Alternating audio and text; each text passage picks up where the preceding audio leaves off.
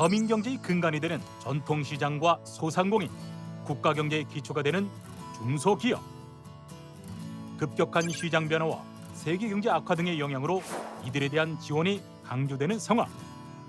이에 정부에서는 소상공인을 비롯해 중소, 중견기업까지 우리 경제에 튼튼한 기초 체력을 쌓기 위해 맞춤형 정책을 추진하고 있다.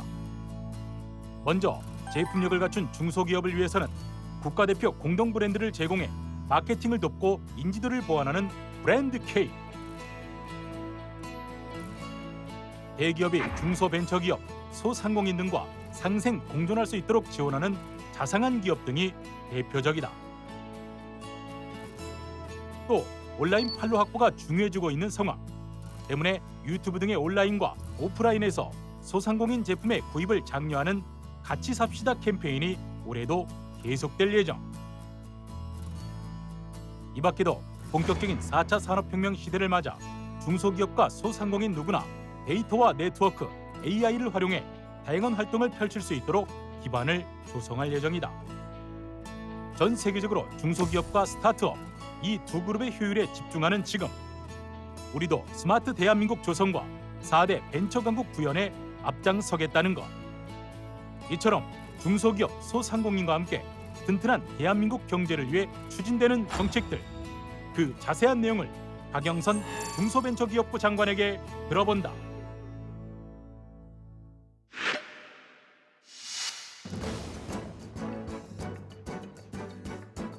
안녕하십니까. 최일구의 정말 진행을 맡은 최일구입니다. 오늘은 좀 색다른 장소로 좀 나와봤습니다. 요즘 정부 각 부처가 정책을 알리고 시행하는 방법도 참 다양하지 않습니까? 오늘은 그 현장에서 인사를 드리게 됐습니다. 소상공인들의 제품을 홍보하고 판매하면서 상생과 공존의 의미를 되새겨보는 장소입니다. 소상공인은 물론이고 중소벤처기업 정책을 담당하는 부처가 바로 중소벤처기업부 아니겠습니까? 오늘은 이곳에서 박영선 장관과 함께 이야기 나눠보도록 하겠습니다. 안녕하세요. 네, 안녕하세요. 예, 2020년 경자년 새해 첫 폼을 열어주셨어요. 네. 먼저 인사 좀 해주실래요? 영광입니다. 이렇게 초대해 주셔서. 시청자분들께 인사 좀. 네, 경자년 새해 인사드립니다. 2019년 지난 한 해는 중소기업인 소상공인 여러분들께서 힘든 한 해를 보내셨다. 아마 이렇게 생각이 됩니다. 2020년에는 모두가 힘차게 더욱더 도약하는 그런 한 해가 됐으면 좋겠고요. 저희 중소벤처기업부의 2020년도의 목표는 디지털 경제로의 전환을 위한 스마트 대한민국입니다. 네. 여기가 지금 연세로인데 지금 낮 시간이라 지금 같이 삽시다 크리스마스 마켓 장터인데 밤이나 뭐 주말에 내방객들은 많이 오고 계시나요? 굉장히 많이 오셨습니다. 네, 그러니까 이 같이 삽시다 이 크리스마스 마켓을 저희가 이제 준비하게 된 이유는 소상공인 분들이 요즘 다 온라인으로 물건을 사잖아요. 네. 그래서 많이 힘들어지셨습니다. 판이 바뀌는 세상이기 때문에. 그래서 이제 소상공인들을 좀 함께 응원해드리면서 같이 살아가자라는 어떤 그런 따뜻한 사회를 만들겠다는 그런 이유가 하나 있었고요. 또 하나는 연말 연시를 맞아서 우리 대한민국 국민들이 너무 건조하게 한 해를 보내는 것 아닌가. 네.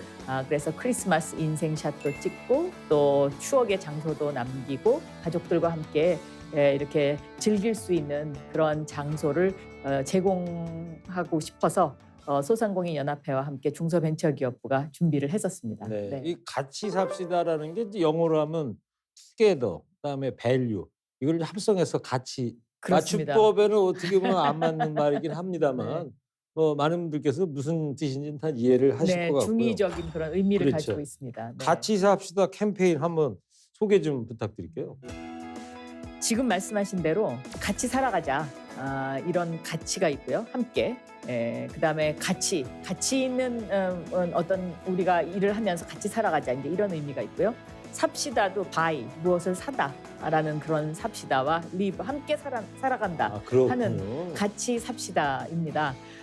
그래서 요즘 이제 그 4차 산업혁명 시대를 맞아서 모두가 힘들어합니다. 왜냐하면 이제 100년 만에 한 번 나타나는 어떤 기술혁명 판이 바뀌는 시대입니다. 그러니까 100년 전으로 생각해 보면 100년 전에는 마차와 자동차가 공존하던 시기가 있었습니다.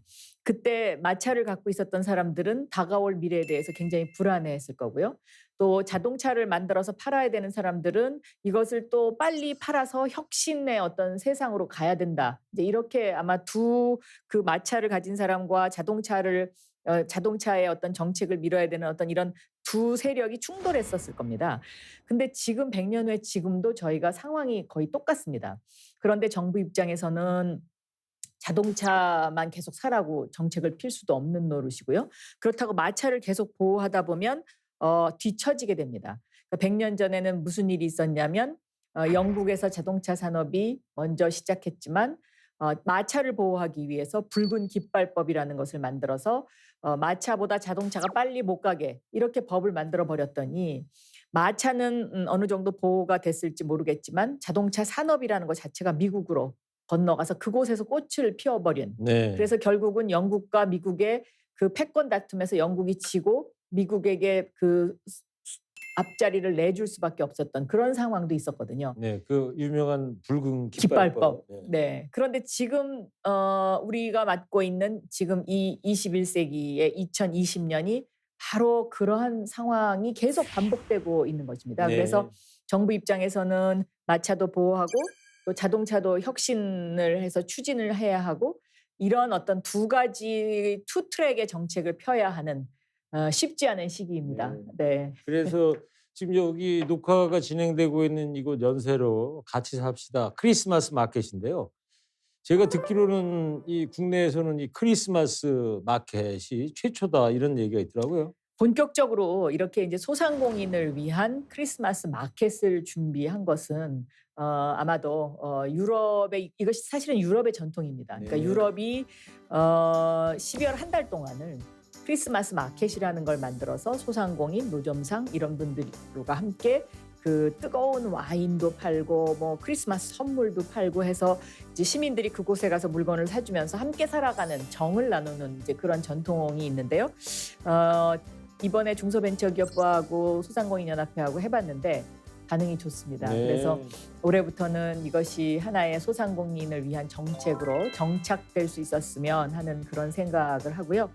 이 같이 삽시다 캠페인을 사실은 지난해 가을부터 저희가 그 신중부시장, 서울의 신중부시장이 건어물 축제 때부터 시작을 했었습니다. 그래서 그래요? 같이 삽시다 텔레비전을 만들어가지고 간헐적으로 이제 쭉 방송을 해봤었는데요. 울산에 가서 우수시장 박람회에서도 해봤고요. 그리고 제일평화 화재독기 특별 판매전 때도 했었고요. 또 대한민국 상공인 대회 일산에서 했던 그 소상공인 대회에서도 했었는데 반응이 좋았습니다. 네. 그래서 지난번 같이 삽시다 연세로에서 했던 그 크리스마스 마켓의 같이 삽시다 텔레비전의 뷰가 그 행사를 하면서 100만 뷰를 넘어섰거든요. 그래서 앞으로는 같이 삽시다 플랫폼을 많이 애용을 해주시고 또 같이 삽시다 TV를 많이 시청을 해주시면 거기서 물건을 좀 많이 싸게 살 수 있습니다. 그러니까 같이 삽시다 플랫폼에는 대한민국을 대표하는 브랜드 K 또 뭐 100년 가게 이런 어떤 중소기업 소상공인들의 제품이 거기서 판매가 되는데 다른 것보다 싸게 팔고요. 네. 또 거기에 입점하시는 분들의 수수료가 5%입니다. 그런데 다른 곳에서는 수수료가 15%를 넘어간다고 해요. 그러니까 물건을 파는 사람이나 사는 사람이나 다 싸게 서로 상부상조하는 그런 플랫폼입니다. 네. 네. 그 크리스마스 마켓은 누구 아이디어로 이렇게 그때 하신 거예요? 그거는 제가 좀 아이디어를 많이 냈습니다. 알겠습니다. 뭐 워낙 아이디어가 많으신 장관님이시니까.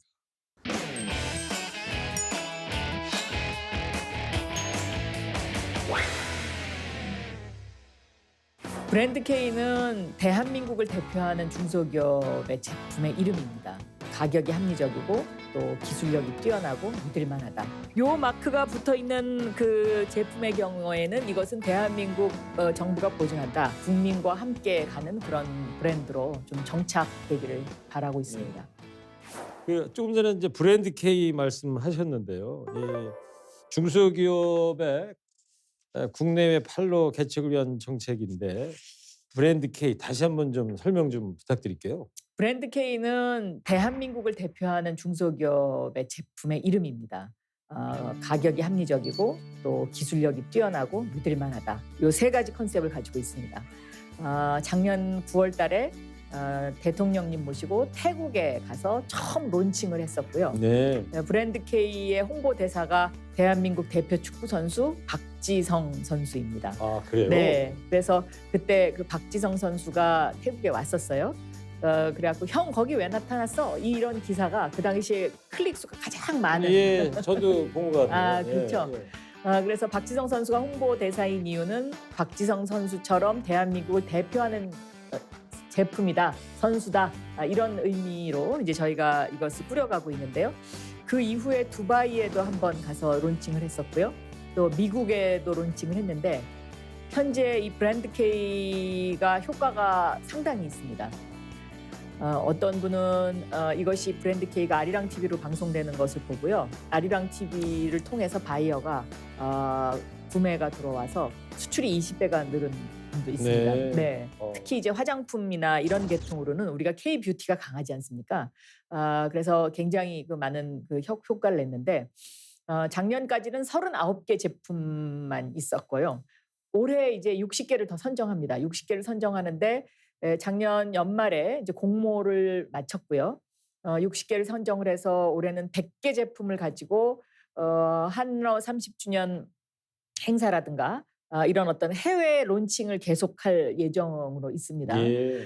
그런데 이 100개를 선정하는데 60개를 더 선정하는데 국민심사단이 선정을 할 겁니다. 그래서 국민과 함께 크는 브랜드 K 이런 어떤 그 이미지로 홍보와 또 이런 어떤 론칭 계획을 더 확산할 그런 생각으로 있습니다. 네. 브랜드 K 성과가 아주 좋은 것 같은데 그래도 중소기업이 이제 해외 진출하는 게 뭐 쉽지만은 않을 것 같은데 정부가 앞으로 어떤 역할을 해야 한다고 보십니까? 지금 말씀하신 대로요. 중소기업들이 제일 어려워하는 게 해외 마케팅입니다. 그리고 이제 브랜드 파워인데요.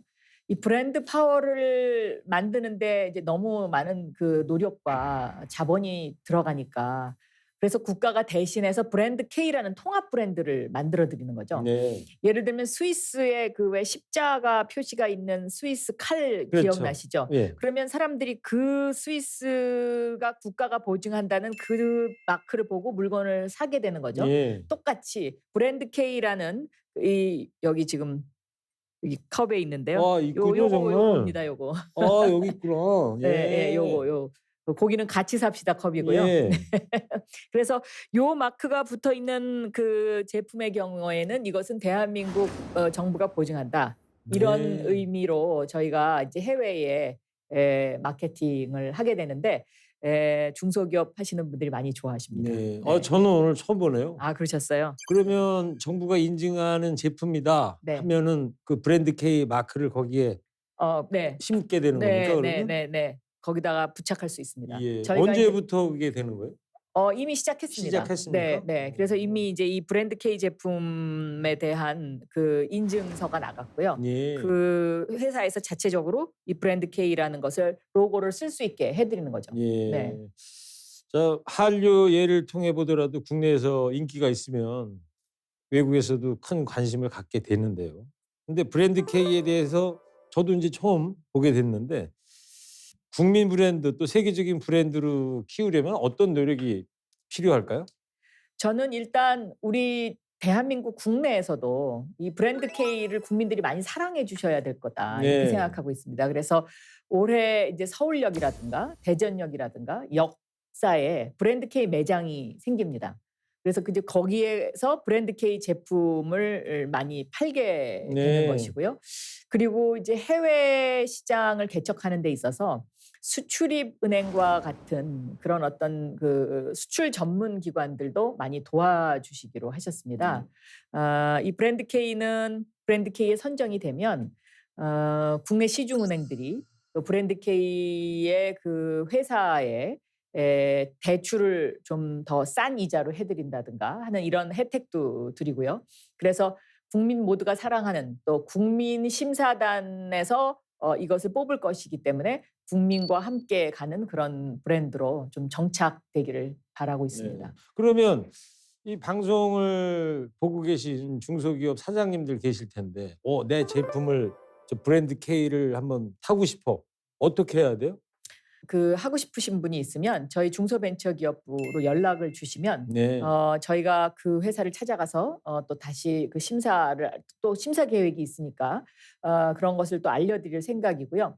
또 국민 여러분들도 이 제품은 브랜드 K만한 가치가 있다라고 생각이 됐을 때는 저희 중소벤처기업부의 홈페이지에 그 코너를 마련을 할 생각입니다. 그러니까 브랜드 K 100년 가게 뭐 이렇게 대한민국을 대표하는 그런 어떤 그 중소 제품들, 소상공인 제품들 추천해 주시면 저희가 또 선정 작업을 하도록 하겠습니다. 예. 네.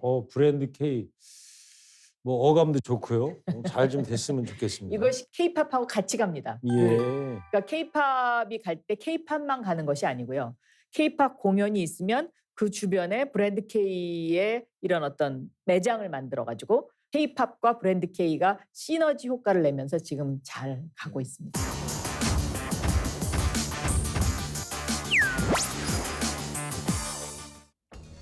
2019년 경제기 화두가 됐던 일본과의 무역 전쟁. 현재까지 국내 제조업체 대부분은 일본과의 경제 전쟁으로 큰 영향은 없다는 입장. 하지만 일부 업체들은 부정적 영향을 고민하고 있기도 했다. 특히 일본의 독과점으로 위기가 예상됐던 소재, 부품, 장비의 국산화가 2019년에서 넘어온 숙제로 자리하게 됐다. 이에 정부는 물론 관련 업계에서도 대책 마련에 나선 상황.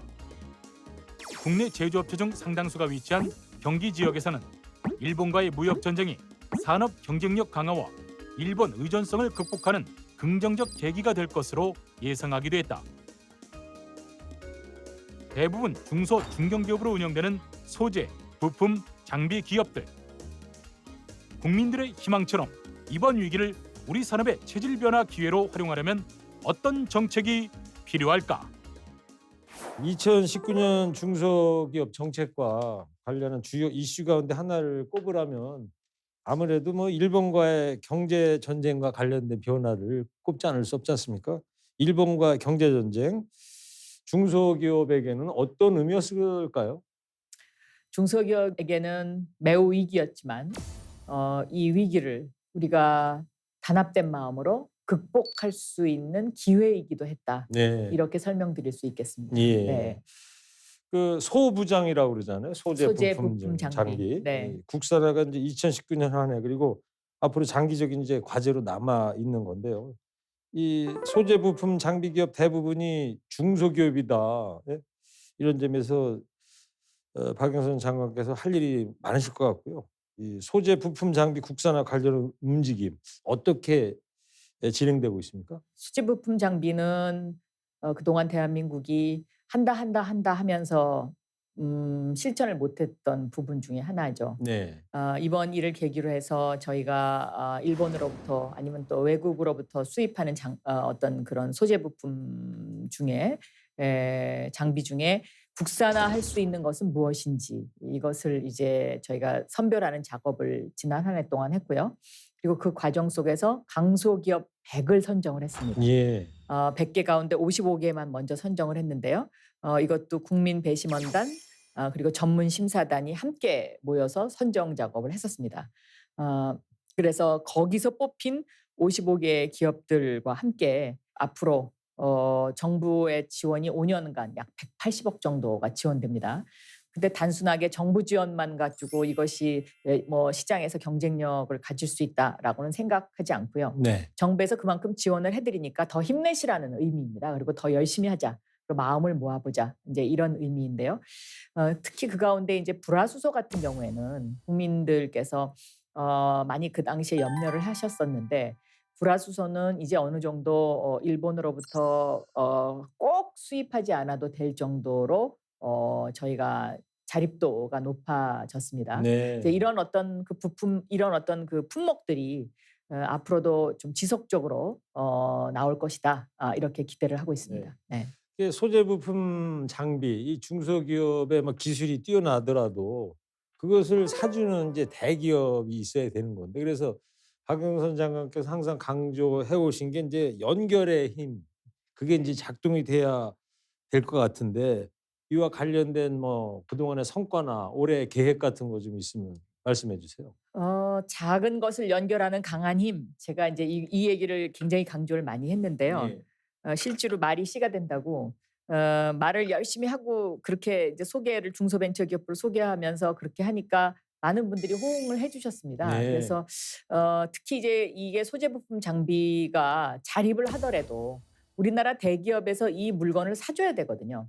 그래서 저희 중소벤처기업부가 주로 일본과의 어떤 무역 전쟁에서 중점을 뒀던 방점을 뒀던 부분은 대기업과 중소기업의 분업적 협력이었습니다. 그러니까 대기업의 수요가 있고 또 중소기업이 이것을 생산할 수 있고 또 세계적으로 시장성이 있고 경쟁력이 있는 곳 이곳을 서로 엮어드리는 일. 네. 이 일을 이제 저희가 하고 있고 이것을 하는 그 조직이 상생협력위원회입니다. 그래서 이 상생협력위원회는 황철주 이제 위원장님이 위원장으로 있는 민과 관이 함께 움직이는 기구인데요. 이 기구에서 이제 앞으로도 그렇게 대기업의 수요가 있는 제품을 중소기업과 연결하는 일을 계속적으로 할 그런. 네. 중소기업 담당 장관이시니까 현장도 참 많이 다니셔야 되겠어요. 네, 많이 다니려고 노력하고 있습니다. 예. 네. 그 자상한 기업이다. 그래서 자발적 상생 협력 기업의 확대 필요하고 이제 중요한 일입니다. 그런 점에서 연결해서 그치지 않고 지속적으로 이걸 끌고 가야 될 텐데 연결된 기업들이 지속성을 갖고 발전하려면 어떤 노력들이 필요할까요? 지난해 저희가 자상한 기업, 그러니까 자발적 상생 기업을 10곳을 맺어드렸습니다. 네. 처음에 자상한 기업 1호가 네이버였죠. 이 네이버와 소상공인 연합회를 연결을 해드려서 네. 네이버가 운영하는 스마트 상점 이곳에 이제 소상공인 그 제품 중에 경쟁력 있는 것을 그곳에 올려드리기도 하고 또 소상공인들이 스스로 그 홍보 영상이나 뭐 이런 것을 만드는 데는 비용이 많이 들어가잖아요. 네. 근데 네이버가 파트너 스퀘어라는 곳을 오픈을 했어요. 그래서 종로에도 오픈하고 홍대 앞에도 오픈하고 강남에도 있고요. 또 지방에 부산에도 있고 광주에도 있습니다. 올해는 아마 대전에 문을 열 계획인데요. 그곳에 가시면 소상공인 여러분들이 찍고 싶은 사진 무료로 찍을 수 있는 스튜디오가 마련돼 있고. 내 물건을 가져가세요? 그렇습니다. 그곳을 애용하는 소상공인들이 지금 늘고 있고요. 좀 더 저는 많이 활용해 주셨으면 좋겠다. 아무나 가서 해도 되는 거예요? 그렇습니다. 네. 두 번째는 이제 제가 포스코하고 맺었는데 예. 포스코와 벤처 캐피탈 협회를 연결을 해드렸어요. 그래서 포스코가 1조 펀드를 조성한다는 어떤 MOU를 맺고 벤처 캐피탈 협회에게 당신들이 알아서 요즘 그 4차 산업혁명의 신기술을 갖고 있는 스타트업에 투자를 해서 우리가 좀 유니콘을 많이 키워보자. 이런 의미로 이제 그렇게 해드렸고요. 네. 우리은행 같은 경우에는 여성경제인협회하고 맺어드렸는데 보통 이제 여성경제인들이 회계에 좀 약하지 않습니까? 그러니까 우리은행에서 그 회사 회계에도 좀 컨설팅을 해주고 또 여성경제인협회에서 그 기업이 대출할 때 대출도 좀 싼 이자로 해주고 그래서 서로 굉장히 잘 지내고 있습니다. 네. 또 KB 하나은행 같은 경우는 요 앞에 연세대학교의 기술지주 회사와 이노비즈 협회와 이렇게 이제 삼각관계를 제가 맺어드렸는데 KB 하나은행이 연세대학교의 기술지주 회사에 어떤 기술을 투자하는 데 있어서 이노비즈 협회가 컨설팅을 해주는 거죠. 이 기술이 앞으로 시장성이 있다 없다. 뭐 이런 어떤 이런 관계를 맺어드렸고요. 또 삼성전자 같은 경우는 스마트 공장을 업그레이드하는 작업을 지금 굉장히 열심히 하고 있습니다. 그래서 삼성형 스마트 공장, 그러니까 삼성에서 만든 그 스마트 공장을 중소기업들이 와서 보고 나도 저것이 필요하겠다라고 신청을 하면 정부에서 3, 삼성에서 3, 그리고 그 기업에서는 4 예. 이렇게 비용 부담을 합니다. 정말 바쁘시겠어요? 네, 좀 바쁩니다. 얘기 그 듣는데 많은 중소기업하고 대기업하고 협회 이렇게 연결을 하러 다니시려면 정말 눈코 뜰 수 없으실 것 같아요. 네.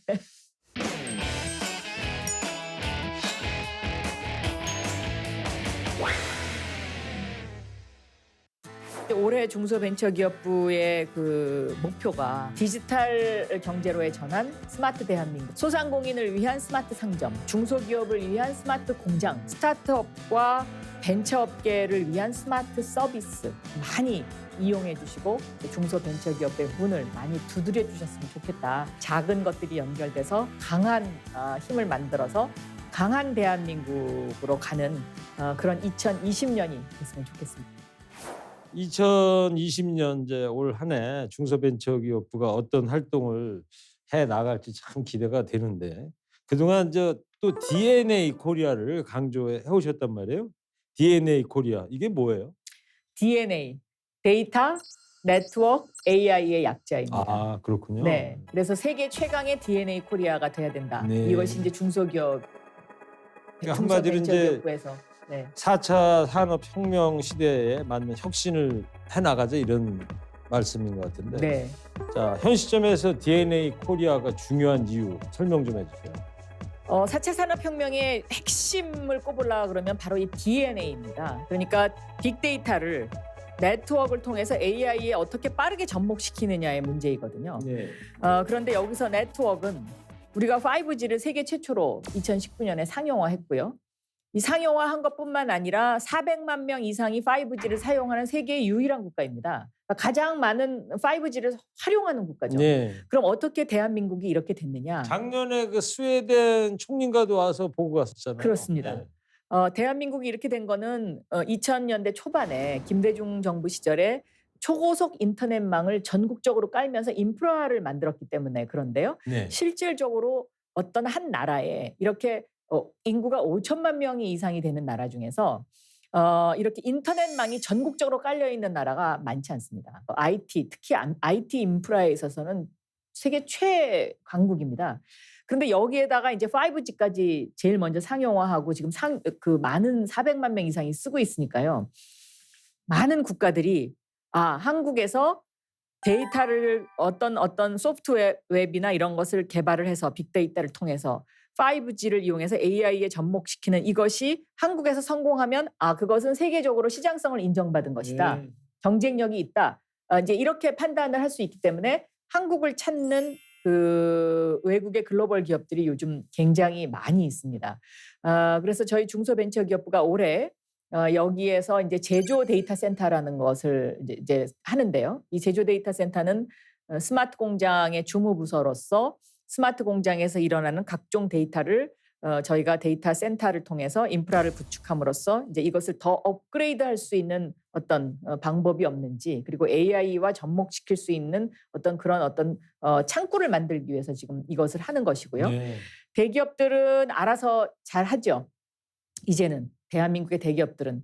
그런데 중소기업들은 아직까지도 이런 어떤 빅데이터를 분석한다든가 AI와 접목시킨다든가 하는 이런 일에 알지만 힘이 붙여서 못하는 네. 경우가 많이 있습니다. 그래서 저희 중소벤처기업부가 이런 중소기업들의 업그레이드 작업, 디지털화 작업을 위해서 이런 것을 이제 저희가 지원을 해드리려고 이것을 준비하고 있는 것이고요. 네. 그래서 이제 올해 중소벤처기업부의 그 목표가 디지털 경제로의 전환, 스마트 대한민국인데요. 그러면 어떻게 스마트 대한민국을 만들겠다는 것이냐. 소상공인을 위한 스마트 상점, 중소기업을 위한 스마트 공장, 그리고 스타트업과 벤처업계를 위한 스마트 서비스. 이렇게 세 가지로 정리할 수 있겠습니다. 네. 제가 이 최일구에 정말 진행을 맡으면서 오늘도 참 공부를 많이 하고 있습니다. DNA 코리아. 이거 뭐 장관님이 장명하신 거예요? 아니면 학계나 산업계 이미 일반화된 용어입니까? DNA라는 말은요. 전 과기부 장관이셨던 유영민 장관님께서 이 말을 만드셨고요. 네. 세계 최강의 DNA 코리아라는 말은 제가 만들었습니다. 근데요, 그 DNA 코리아 이게 대기업은 그래 자동화도 좀 필요하고 인공지능도 좀 필요할 것 같아. 근데 소상공인이라든가 중소기업에도 이런 4차 산업혁명이 필요한 이유 뭐예요? 이제 이렇게 쉽게 설명을 드리면요. 마차와 자동차가 공존하던 시기에 나는 옛날 방식대로 그냥 살고 마차만 타고 다닐 거야. 이렇게 되면 결국은 그 시대의 낙오자가 되지 않습니까? 네. 지금도 저는 똑같다고 생각합니다. 모든 것이 디지털화되고 있습니다. 그러니까 아날로그 시대에서 이제 디지털로 경제가 전환되고 있는 건데 나는 계속 아날로그 방식을 고집하겠다. 예술가에게는 이것이 저는 뭐 할 수 있는 일이지만 상업, 그러니까 그 어떤 속도와 이윤을 추구하는 이 상업에서는 이 아날로그 방식을 고집하면 디지털로 가는 이 세상을 쫓아갈 수가 없게 되는 거죠. 예를 들면 제가 부산에 어떤 시장을 갔는데 40년 된 떡집이 있었어요. 네. 그리고 이 40년 된 떡집이 너무 잘 되니까 어떤 젊은이가 요 옆집에 와서 떡집을 차렸어요. 옆에다 바로요? 옆에다 바로. 그런데 이분이 온라인 판매만 해요. 근데 이게 한 6개월 지나고 나니까 40년 된 떡집에서 파는 판매량이나 온라인에서 파는 판매량이 거의 같아진 거예요. 또 6개월이 또 지나고 나니까 이 온라인 판매량이 40%가 더 올라간 거예요. 그러니까 이 40년의 그 경험을 가졌던 이 떡집 주인 아저씨께서 저한테 뭐라고 하냐면 우리도 온라인 판매하게 해달라. 예. 근데 내가 저거 어떻게 하는 건지 모른다. 어? 그래서 저희가 이제 그럴 때 도와드리는 거죠. 그러면 저희 같이 삽시다 TV에서는 예를 들어서 이런 떡집의 현장 이런 분들 떡집 떡 같은 것을 실질적으로 방송을 하면서 온라인으로 구매하게 만들어 드리거든요. 그러니까 이런 어떤 전환, 온라인으로의 전환 이것도 제가 보기에는 스마트 상점화되는 굉장히 중요한 요소 중에 하나다. 사실 뭐 50대, 60대만 돼도요. 상점에 있는 키오스크 가서도 이거 어떻게 해야 되지 그런 경우가 좀 약간 있거든요. 예. 낯설죠. 설명서는 네. 있는데 뭐 네. 카드를 넣어주세요 뭐 하는데 맞아요. 잘 안 되는 경우가 있긴 있는데. 예. 그러니까 지금 뭐 우리 옛날 얘기하면 제가 1980년대 MBC 입사했는데 처음에 우리 들어갔을 때 그 컴퓨터 도메인 그걸 가르쳐 줬어요 회사에서. 그래갖고 그때 우리 신입생들이 이런 소리 했어요. 우리 방송하러 왔지 이런 거 배우러 오지 않았다. 어? 그런 지금 어떻게 보면 맞아요. 80년대에 그 컴퓨터를 처음 배웠던 그 낯설음. 그 시대가 다시 온 거죠 지금. 또 그거보다 한 단계 더 업그레이드된. 예, 알겠습니다. 자, 중소벤처기업부 관련 올해 예산도 많이 늘었다고 알고 있습니다. 2020년 올 한 해 주요 계획이 어떤 것이 있습니까? 저희는 올해 예산이 이제 스마트 대한민국을 스마트화 시키는 건데요. 예를 들어서 스마트 서비스 그러면은요. 애프터 서비스의 반대 개념이다. 이렇게 생각하시면은 쉬우실 것 같아요. 애프터 서비스의 네. 반대. 그러니까 결국은 스마트 서비스 그러면 빅데이터를 분석을 해가지고 미리 예측하는 거죠. 아, 저기는 앞으로 장사가 잘 될 것 같아. 저 상권은 인구가 뭐 예를 들어서 지하철역에서 나오는 사람은 몇 명이고 그다음에 여기에 똑같은 치킨집이 몇 개가 있고 그래서 빅데이터를 분석을 해보면 여기는 하루 매출이 얼마다. 이런 어떤 예측이 가능하잖아요. 네. 그런 의미의 스마트 서비스 이제 이렇게 이해를 하시면 좋겠는데 저희 예산이 그래서 스마트 상점, 스마트 공장, 스마트 서비스 이렇게 이제 집중되어 있고요. 그 중소벤처기업부 예산 가운데 여기에 이제 추가로 저희가 해야 되는 것이 규제자유특구를 활성화시키고 더 확대하는 것입니다. 이게 규제를 푸는 것. 작년에 뭐 부산의 블록체인 규제자유특구 뭐 이런 식으로 세종의 자율주행차 이런 식으로 이제 규제자유특구를 전 세계에서 처음으로 지역으로 설정을 했었고요. 그 다음에 이제 중소 제품들의 해외 수출을 위한 브랜드 K 그리고 우리 모두 함께 같이 살아가자는 같이 삽시다. 이것이 이제 저희 올 한 해 중소벤처기업부의 운영 테마다 이렇게 이해를 하시면 되고 이것의 전체를 관통하는 단어가 한마디로 뭐냐? 디지털 경제로의 전환입니다. 네. 디지털 경제로의 전환. 네. 자, 그리고 2020년 새해에는 또 제2의 벤처붐을 위한 계획도 준비하고 있다고 알고 있는데요. 네. 청사진을 좀 들어볼까요? 저희가 이제 K 유니콘 프로젝트를 가동합니다. K 유니콘. 네. 네. 네. 이 K 유니콘 프로젝트는요. 우리가 벤처 4대 강국으로 가기 위한 것인데요. 21세기 4차 산업혁명 시대에 들어와서는 그 나라가 몇 개의 유니콘을 갖고 있고 몇 개의 글로벌 기업을 갖고 있느냐 이것이 국가 경쟁력 중에 하나입니다. 그 문재인 정부 시작했을 땐 아마도 유니콘이 제 기억에 2개인가 3개였을 거예요. 그런데 이제 문재인 정부 들어와서 11개까지 2019년에 11개까지 늘어났어요. 제가 중소벤처기업부에 왔을 때 6개였어요. 네. 그러니까 이 성장 속도가 굉장히 빠른 거죠. 유니콘 기업으로 가는. K-유니콘 프로젝트라는 것은 기술력을 가진 스타트업들을 좀 벤처 캐피탈이나 이런 어떤 그 투자를 좀 더 확대시키고 강화시켜서 세계 시장에 내놓을 수 있고 세계 시장의 경쟁력을 가진 기업으로 우리가 좀 키워주고 응원해주자 하는 이런 프로젝트입니다. 네. 자, 끝으로요. 새 중소벤처기업부의 정책에 대한 국민들의 관심과 참여를 위한 당부 말씀, 마무리 말씀 듣겠습니다. 저희 중소벤처기업부에서 국민들을 응원하는 프로그램이 굉장히 많이 있습니다. 그런데 제가 여기에 와 보니까 오히려 모르시는 분들도 굉장히 많이 있어요. 그래서 저희 중소벤처기업부 홈페이지를 한번 들어가셔서요.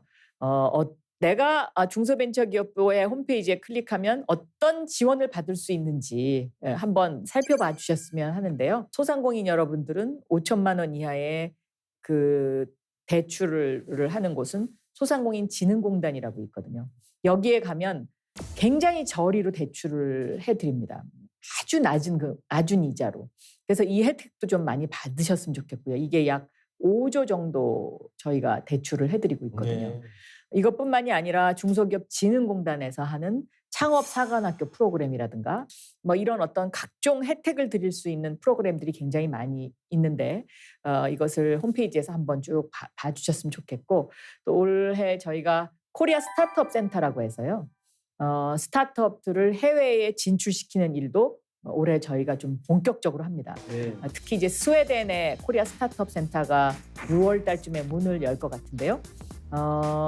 이 스웨덴의 코리아 스타트업 센터는 스웨덴 당국에서도 관심을 가지고 있고 또 지난해 스웨덴 총리가 오셨을 때 함께 오신 그 발렌베리 회장님하고 제가 우리 중소기업, 벤처기업, 스타트업이 스웨덴에 진출하게 되면 좀 멘토 역할을 해달라고 부탁을 드렸더니 흔쾌히 긍정적으로 검토해 보겠다고 하셔서 이런 어떤 해외의 거점을 중소기업이 활용하는 일 이런 것들도 좀 많이 이용해 주시고 중소벤처기업의 문을 많이 두드려 주셨으면 좋겠다.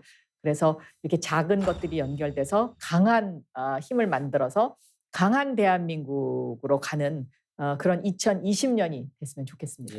네. 네, 나라 경제가 튼튼해지려면 중소기업과 소상공인들이 탄탄하게 자리매김하는 것이 중요하겠죠. 새해도 중소벤처기업부가 이분들을 위한 든든한 지원자가 되기를 기대해 보겠습니다.